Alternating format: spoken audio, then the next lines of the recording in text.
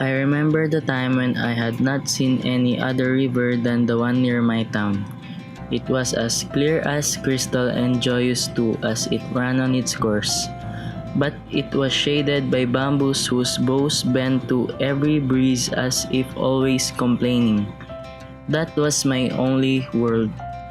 It was bounded at the back by the blue mountains of my province.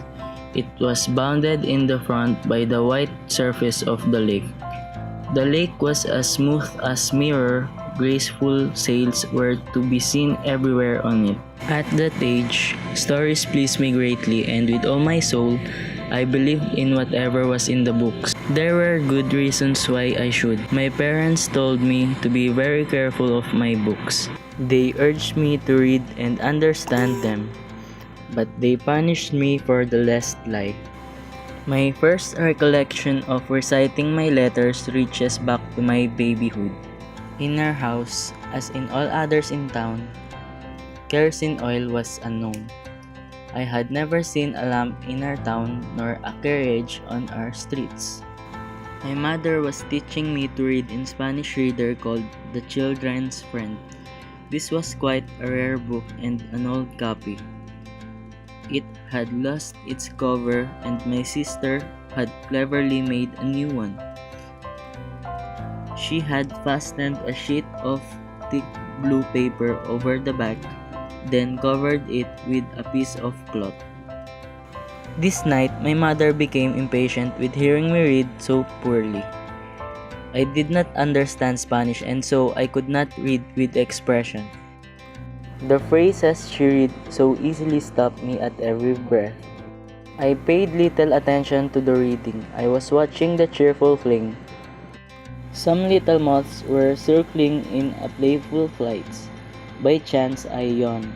My mother soon noticed that I was not interested. She stopped reading, then she said to me, "Now, I am going to read you a very pretty story. Now, I want you to pay attention." Then I settled down to listen. I was full of curiosity and wonder. I had never even dreamed that there were stories in the old book which I read without understanding. My mother began to read the fable of the young moth and the old one. She translated it into Tagalog a little at a time. My attention increased from the first sentence. I looked toward the light and fixed my gaze on the moths which were circling around it. The story could not have been better timed. My mother repeated the warning of the old moth. She dwelt upon it and directed it to me. I heard her, but it is a curious thing that the light seemed to me each time more beautiful and more attractive.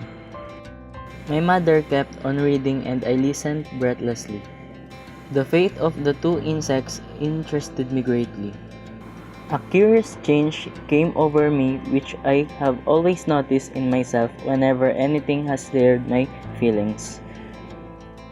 The flame and the moth seemed to go further away and my mother's voice sounded strange and uncanny.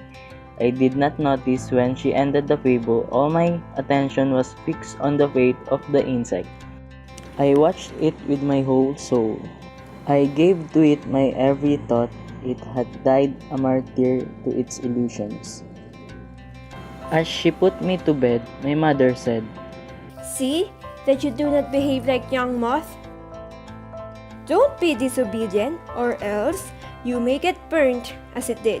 Do you want that?" I did not know whether I answered it or not. I don't know whether I promised anything or whether I cried. But I do remember that it was a long time before I fell asleep. The story revealed to me things until then unknown. Moths were no longer for me insignificant insects. Moths talked, they knew how to warn, they advised just like my mother.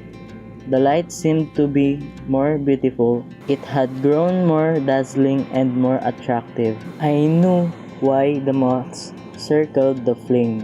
The advice and warning sounded feebly in my ears. What I thought of most was the death of the heedless moth. But in the depth of my heart, I did not blame it. My mother's care had not quite the result she intended. Years have passed since then. The child has become a man. He has crossed the most famous rivers of other countries.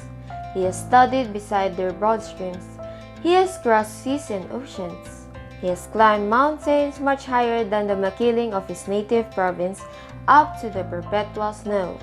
He has received from experience bitter lessons, much more bitter than the sweet teaching which his mother gave him.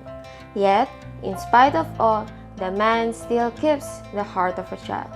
He still thinks that light is the most beautiful thing in creation, and that to sacrifice one's life for it is worthwhile.